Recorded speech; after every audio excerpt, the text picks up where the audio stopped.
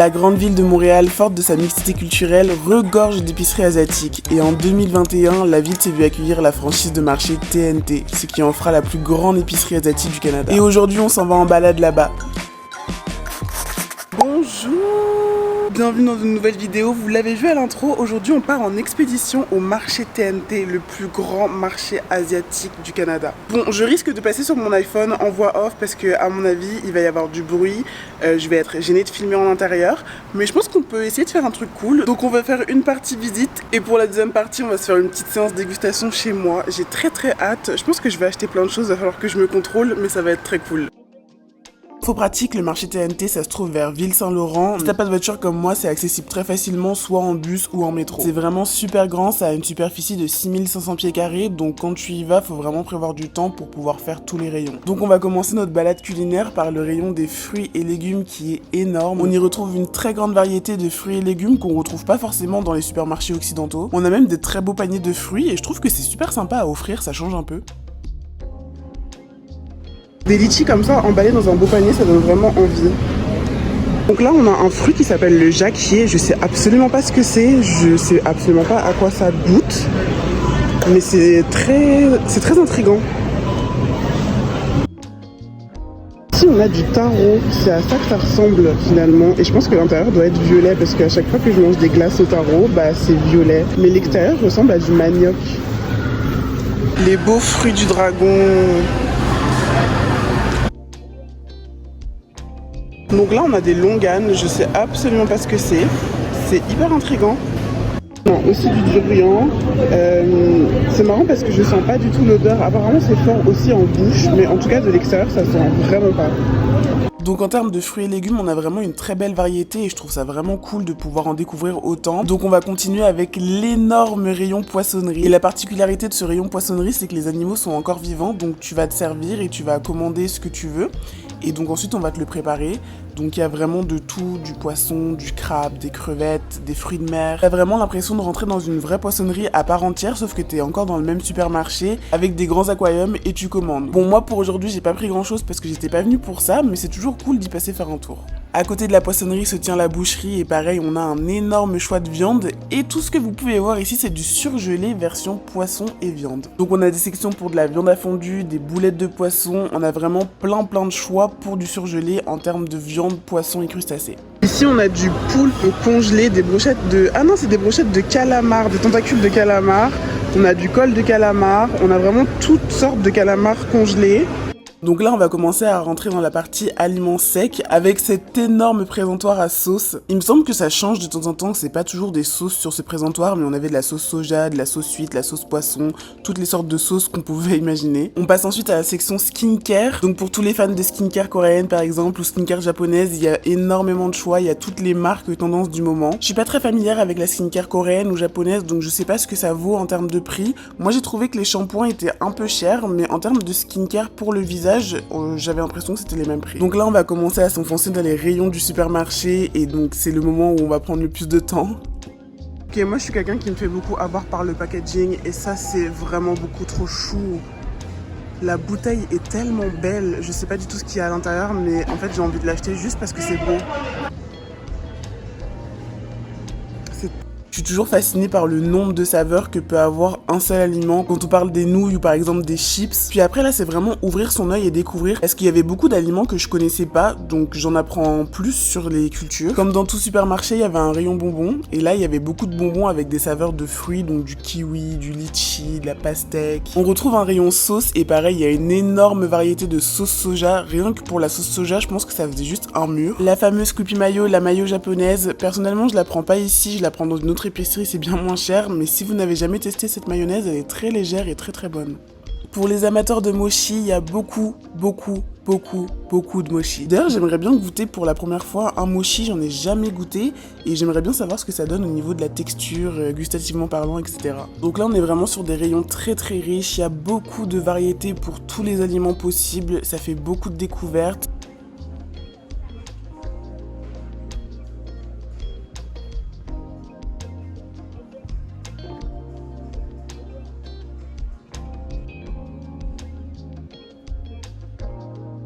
Après avoir sillonné beaucoup de rayons, on arrive à mon rayon préféré, celui des boissons, parce qu'il y a énormément de boissons, que ce soit des boissons à base de thé, de lait, de fruits, il y en a vraiment pour tous les goûts. Et alors ce qui est cool aussi dans ce supermarché, c'est que tu as aussi une section pour la maison. Donc tu peux très bien acheter des poêles, des casseroles, enfin tout plein d'ustensiles pour la maison. J'avais d'ailleurs acheté une poêle, la poêle beige qu'on voit juste ici. Et là on va arriver à ma partie préférée du magasin, puisque on va skipper un peu la partie surgelée. Donc là c'est la deuxième partie surgelée du magasin avec tout ce qui est dumpling, etc. Donc vraiment beaucoup de produits surgelés. On a aussi des desserts, on a les fameuses glaces qui ont fait fureur sur les réseaux sociaux. Et on va passer tout ça pour arriver à la section boulangerie et prêt à manger. Bon, j'avoue, c'est vraiment la partie où je me suis beaucoup retenue d'acheter parce que j'avais envie de tout goûter. Il y a tellement de variétés de desserts, tellement de variétés de plats préparés que ça donne envie. Puis bon, là, on a que l'image, mais il faut savoir que ça sent extrêmement bon, donc forcément, ça suscite encore plus à l'achat. On a une très grosse partie salée et une autre sucrée, donc là, ça m'a permis de découvrir des choses comme par exemple ce gâteau au riz gluant. Ça me fait penser un peu au chikwang, mais c'est pas du tout du chikwang. Donc c'est vraiment une belle section pour pouvoir goûter des plats de différents pays sans sortir du supermarché, c'est vraiment un luxe. Et on arrive vers la fin de la visite du TNT parce que la section cuisine, boulangerie, c'est vraiment la fin du supermarché et après on arrive aux caisses. Donc c'est vraiment un très grand supermarché avec une très belle variété d'aliments. Si t'as l'occasion de passer par là et d'y aller, franchement je t'invite fortement à faire un tour parce que c'est vraiment très intéressant à faire. J'ai fini ma balade, j'ai le sac rempli et j'ai très hâte de rentrer pour goûter tout ça. Bon, c'est l'heure de la dégustation. J'ai pris quelques petits trucs qui m'ont l'air pas mal bons. J'ai vraiment hâte de les goûter. Le but ici, c'était vraiment pas de faire de gaspillage. Donc, je me suis pas aventurée à prendre des choses que j'allais potentiellement pas aimer. Donc, j'ai pris des choses avec des saveurs que je peux aimer. Mais c'est juste que c'est des saveurs que je n'ai jamais goûtées. Donc, c'est ça. J'ai hâte. On commence avec la première chose que j'ai prise parce que je pense que c'est encore chaud vu que j'habite pas très loin. À mon avis, ça va pas trop refroidi. Je me suis pris des brioches dans le comptoir prêtes à manger. Donc il y avait deux sortes de brioches. Il y avait des brioches à la vapeur et il y avait des brioches à la vapeur mais qui ont été poêlées. J'ai demandé un peu les goûts à la serveuse et elle m'a conseillé celui au porc barbecue. Donc je suis partie sur porc barbecue. Je voulais en prendre une mais ça venait que par deux. Donc voilà.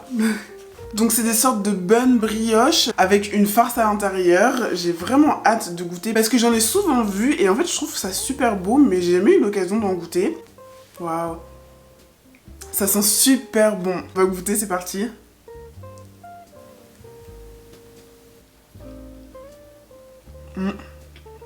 Ouh. Agréablement surprise. Honnêtement, je m'attendais à quelque chose de bon, mais c'est encore mieux que ce que j'espérais. Le pain est vraiment très moelleux. Le fait que ce soit cuit à la vapeur, ça fait vraiment une différence. C'est un espèce de pain brioché et en fait je sais pas s'il est sucré ou si c'est le porc à l'intérieur qui est sucré. C'est un porc sauce barbecue et je pense que la sauce barbecue est sucrée, ce qui fait qu'il y a une balance entre le goût du pain moelleux avec le porc et le côté sucré de la sauce barbecue. Franchement il y a beaucoup de saveurs, c'est très bon et la légèreté de la brioche, c'est... j'adore.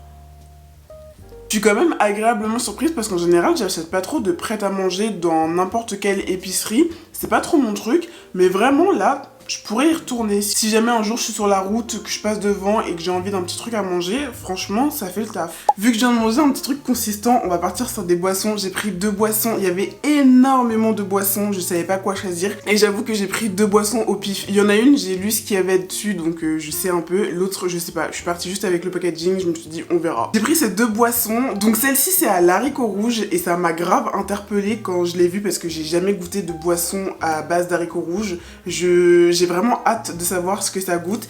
Et donc celle-ci, je sais absolument pas. Je suis partie avec le packaging parce que je le trouvais vraiment cute. Oui, je peux me faire avoir juste par les packaging et sans me soucier de ce qu'il y a à l'intérieur. Et j'ai même pas lu la liste d'ingrédients. Mais on va regarder un peu ce qu'il y a. Parce que là, sur la bouteille, il y a juste marqué Made in China. Chinese Traditional Wisdom. Ok. Ah, ingrédients. J'aurais peut-être dû regarder les ingrédients. On sait jamais, ça peut aider. Donc on a de l'eau, du sucre, on a plusieurs types de sucre, donc on a du sucre, du rock sugar, je sais pas ce que c'est du rock sugar, de honey, donc du miel, pire, ah on a de la poire, on a du gingembre, tangerine peel, ok, on va tester, on va voir ce que ça donne. Je vais commencer avec celle aux haricots rouges parce que ça m'intrigue vraiment. J'ai vraiment pas l'habitude de manger des haricots rouges en pâte d'haricots ou des choses comme ça. Je pense que la seule fois où je mange des haricots rouges, c'est genre dans du ricolé.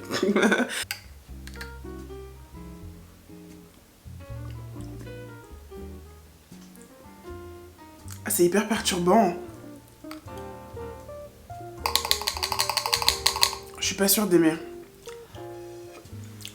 Pour vous décrire un peu le goût de la boisson, je trouve que ça a un goût un peu terreux. C'est un mix entre... En fait, c'est comme si on mélangeait de l'eau avec du sésame. Si vous visualisez un peu le goût du sésame et que vous trempez ça dans l'eau, ça fait cette boisson. C'est assez perturbant parce que en général moi je bois que des trucs sucrés ou sinon de l'eau. Je pense qu'il faudra que je le regoute frais parce que là c'est pas frais. Mais je pense que frais ça peut avoir du potentiel, mais c'est très perturbant. C'est la première fois que je goûte une boisson avec un goût comme ça parce qu'au final c'est un goût un peu salé. J'avoue que je fonde plus d'espoir sur cette seconde boisson à la poire parce que les boissons aux fruits j'aime tellement ça. Je préfère largement les boissons aux fruits que au soda qu'on peut avoir et donc là ça m'intrigue. En plus j'aime beaucoup la poire, ça fait longtemps que j'en ai pas goûté. On va goûter ça.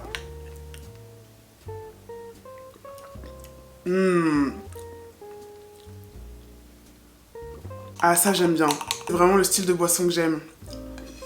Pour vous décrire un peu le goût, on sent la poire, on sent énormément le miel et j'adore ça. On sent le gingembre aussi. C'est sucré mais c'est légèrement sucré. J'ai l'impression qu'il y a du thé à l'intérieur mais pourtant dans les ingrédients c'est pas marqué qu'il y a du thé. Au niveau du zeste de mandarine, on le sent pas énormément mais en même temps on sent un peu les agrumes. Donc vraiment c'est un beau mélange. La poire avec cette petite acidité puis la douceur du miel. Ah j'aime beaucoup, je suis vraiment contente de l'avoir prise au hasard comme ça. Finalement je me suis pas faite avoir par le packaging, c'est vraiment super bon. On continue avec des petites chips, j'ai pris des turtle chips, sweet corn flavor. Honnêtement je l'ai pris pour le packaging, je trouvais ça mignon. J'aime bien tout ce qui est à base de maïs donc je me suis dit bon, pourquoi pas. Ça sent le sucre, c'est très spécial. Je m'attendais vraiment à sentir un truc salé, un peu comme des chips, mais là en fait ça sent vraiment ça sent le sucre. C'est vraiment des petits snacks que tu peux manger comme ça. Intéressant. Ok, c'est un petit goût sucré. C'est un petit arrière-goût sucré qui n'est pas pour me déplaire. D'habitude j'aime pas trop les trucs comme ça, version sucrée. Mais là c'est très léger, c'est très doux. Au niveau du maïs, on le sent pas tant que ça. Quoique, si, vers la fin, on le sent quand même. C'est très léger, c'est vraiment... Ça se mange super facilement. Je vais m'arrêter parce que sinon je vais manger le paquet entier. Mais on continue sur la lancée des chips. J'ai pris 3 sortes de snacks un peu chips. Donc, on a... La prochaine, c'est des croustilles au beurre et au miel. Moi j'ai vu Honey Butter Chips et je me suis dit ok mais ça c'est pour moi parce que j'aime le miel, j'aime le beurre. Est-ce que j'ai déjà goûté les deux en même temps? Non. Est-ce que ça peut faire une bonne association? Oui. Est-ce qu'il faudrait le goûter? Oui. Allons-y gaiement. Donc apparemment c'est vraiment de la pomme de terre, c'est ce qui a marqué en gros. J'espère que c'est pas du mensonge, mais bon je ne pense pas. Ah ça sent le beurre hein. Ça sent vraiment le beurre. Ça sent un beurre comme quand on mange un petit sablé breton. Je trouve que ça a la même odeur. Bon ça reste des chips classiques. Hein.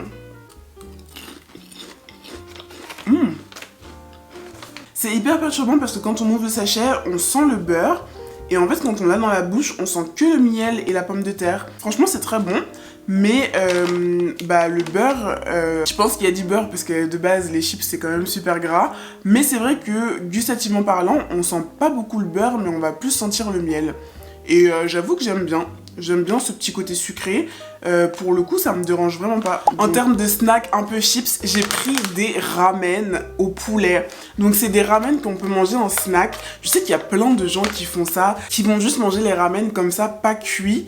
Moi j'ai voulu tester. C'est vrai que je suis pas très familière au ramen. C'est un plat que je mange pas trop. J'aimerais en découvrir davantage. De toute façon j'aimerais en découvrir davantage sur la cuisine asiatique. Bon après il y a quand même 54 pays donc ça fait beaucoup. Mais c'est vrai que je suis pas familière pour le coup avec les ramen. Les ramen ça vient du Japon il me semble. Donc j'ai hâte de goûter ça. J'ai pris ça au poulet. Ça sent les épices mais ça sent pas le poulet. En fait c'est vraiment comme sur la photo, c'est des espèces de petites ramen coupées qui sont séchées et on leur a mis des épices par dessus quoi. Moi qui aime beaucoup les formes graphiques un peu géométriques, j'avoue que j'aime bien le stylisme du ramen. En fait fait on dirait vraiment pas qu'on mange un ramen, ça a vraiment été bien transformé en snack, donc bah t'en oublies le ramen et c'est vraiment super bon. Au niveau des épices, on sent bien le poulet finalement. C'est vrai que quand je l'ai ouvert, je le sentais pas, mais gustativement parlant, on sent quand même le poulet. En plus c'est du poulet épicé, c'est vraiment bon. Je suis très surprise. On va faire une pause fruits parce que j'ai pris des melons coréens. Je sais absolument pas ce que ça goûte. Je sais pas du tout à quoi ça ressemble à l'intérieur, mais ça m'a tellement intriguée parce qu'en fait ça me fait penser un peu aux coloquintes, aux espèces de fruits et légumes qu'on va mettre en décoration en automne. Je trouve que ça a la même tête, ou même par exemple que des courges. Quand on sent comme ça sent quand même le melon.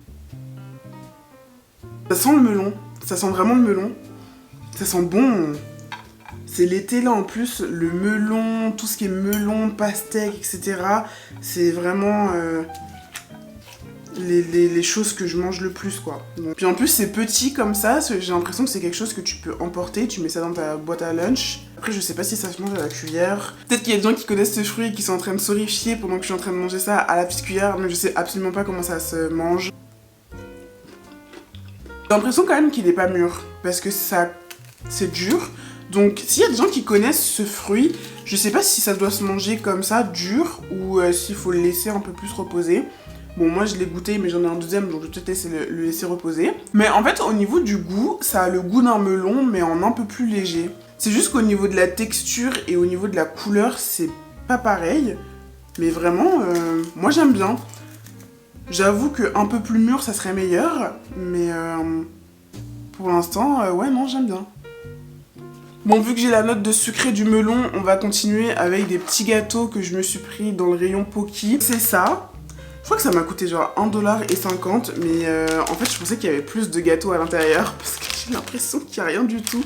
C'est des espèces de tubes au lait à l'intérieur, mais ça m'a l'air quand même super fin hein, au toucher.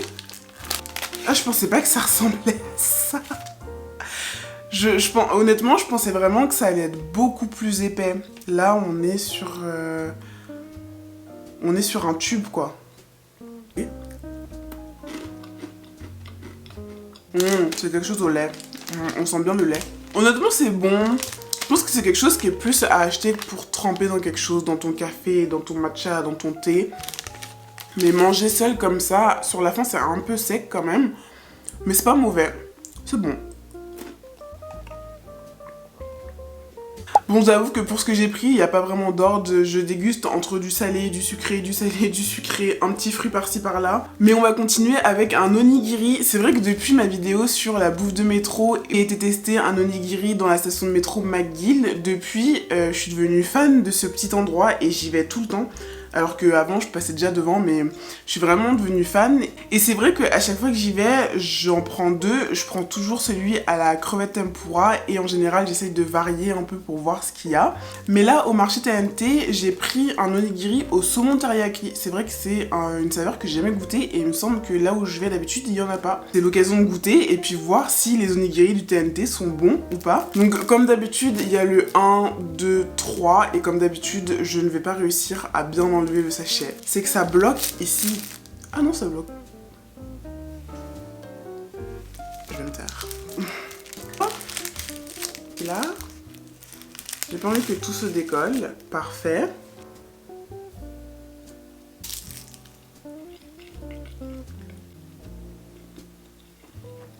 Mais moi, je commence vraiment à aimer les onigiri parce qu'il y a tout ce qu'il me faut à l'intérieur. Quand des fois j'ai pas forcément faim, il y a du riz, de la protéine. Au niveau de l'algue, je sais pas si c'est considéré comme un légume ou comme une autre source de protéines, mais c'est vrai que c'est vraiment bon et c'est un petit truc et des fois quand t'as pas faim ça fait du bien. Au niveau du riz, il est, je sais pas avec quoi il est assaisonné, mais c'est vraiment très très bon, on sent bien le saumon. Franchement c'est un bon onigiri. Après encore une fois je suis pas experte en onigiri donc je pense qu'il y en a des meilleurs, mais en tout cas, j'aime beaucoup. Et pour le prix, il m'a coûté 3,90$. Et pour terminer cette petite dégustation, on va finir sur une touche sucrée avec des gummies au jus de raisin. Il y avait un rayon bonbons. J'ai déjà testé quelques bonbons qu'il y avait dans le rayon, mais ceux-là, je les avais jamais testés. En plus, au jus de raisin, c'est pas saveur raisin, c'est vraiment saveur jus de raisin. Donc j'ai vraiment hâte de voir ce que ça va donner. mais c'est des petits gummies comme ça. C'est marrant parce que visuellement comme ça on dirait vraiment un petit raisin. J'ai vraiment hâte de goûter, voir si ça a vraiment le goût du raisin vert. C'est gommeux collant un peu.